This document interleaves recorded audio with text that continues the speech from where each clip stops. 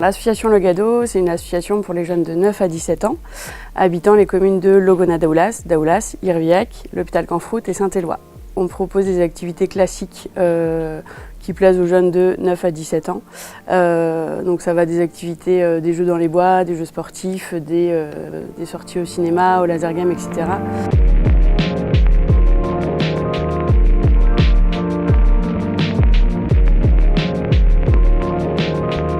C'est une asso d'upcycling. Nous, on part sur l'idée de faire du 100% recyclage, limiter l'impact sur notre environnement, se responsabiliser.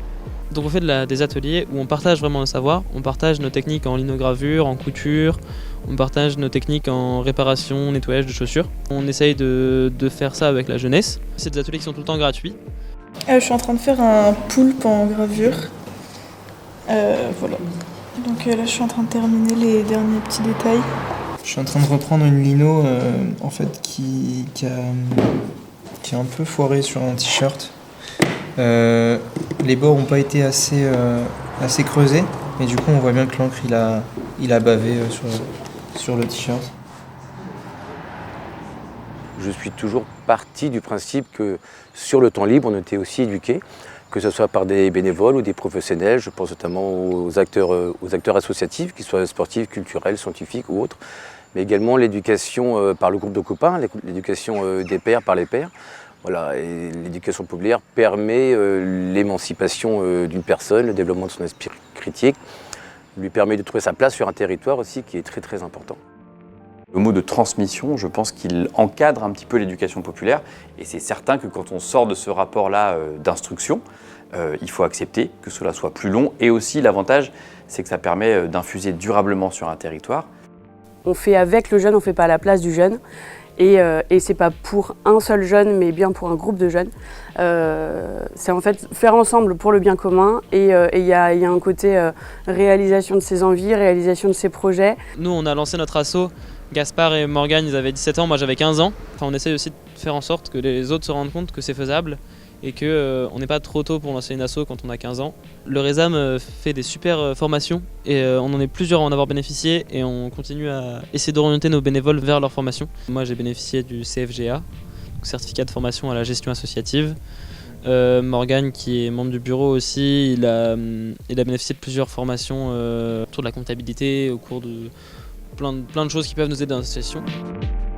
On a développé depuis ces dernières années des activités, notamment des après-midi intergénérationnels avec les seniors du territoire, où du coup les jeunes invitent les seniors à venir faire des jeux avec eux, des jeux de société. Et c'est important en fait justement de garder ce lien social, une mixité sociale aussi, et éviter l'isolement des personnes âgées. À Morlaix, moi j'ai la sensation qu'on peut être très vite contenté. Tu veux faire monter un projet, tu veux sortir avec tes potes, tu veux faire une soirée qui plus est gratuite ou autre. En fait, il y a de tout. Il y a beaucoup d'engagement pour les jeunes. C'est fait pour qu'on se sente bien et du coup on ne se sent pas limité. C'est ça qui est pratique. Je pense que ça apporte un attachement très clair des personnes de cet âge-là par rapport au territoire où ils vivent, parce que c'est un territoire qui donne confiance et qui fait confiance et qui explique aux jeunes: moi je suis là pour te donner toutes les capacités possibles de ton émancipation. C'est ce qui crée aussi, je crois, le fait qu'une génération entière aujourd'hui a vraiment envie de revenir aussi pour que cet aller-retour-là il soit existant. L'éducation populaire doit permettre aussi ce que j'appelle moi être créateur de souvenirs pour une personne sur un territoire. C'est-à-dire qu'il faut qu'elle permette à l'enfant, jeune, futur adulte, de vivre sereinement son territoire. Donc pour moi, l'éducation populaire participe pleinement aux politiques d'attractivité d'une commune. Et la mairie de Daoulas, avec les mairies aux alentours, l'ont très bien compris, parce que ça fait plus de 20 ans, presque 30 ans maintenant, que cette notion d'éducation populaire est contractualisée avec différents contrats. Le lien élu-association est forcément important. Déjà par le financement et aussi parce que Logado répond en fait à la politique éducative locale. En fait, on fait partie du PEL, du projet éducatif local. On travaille sur de l'humain, on travaille sur des valeurs, on travaille sur des processus qui sont assez longs. Un projet éducatif local, il doit s'étaler entre 5 et 10 ans. Et avec des vrais animateurs formés et une vraie prise en compte des problématiques enfants-jeunesse, et en écoutant les professionnels qui y travaillent, mais également les bénévoles associatifs. On voit que nos ados en ont besoin, ils ont besoin de parler, ils ont besoin de lieux et d'espace et de temps.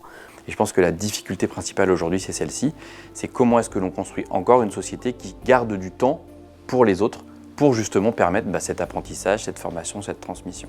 Et donc si jamais, et je pense qu'on l'a malheureusement fait pendant certaines années, on oublie aujourd'hui que l'éducation populaire, elle est à la base d'une société adulte, citoyenne, qui sait discuter, qui sait échanger.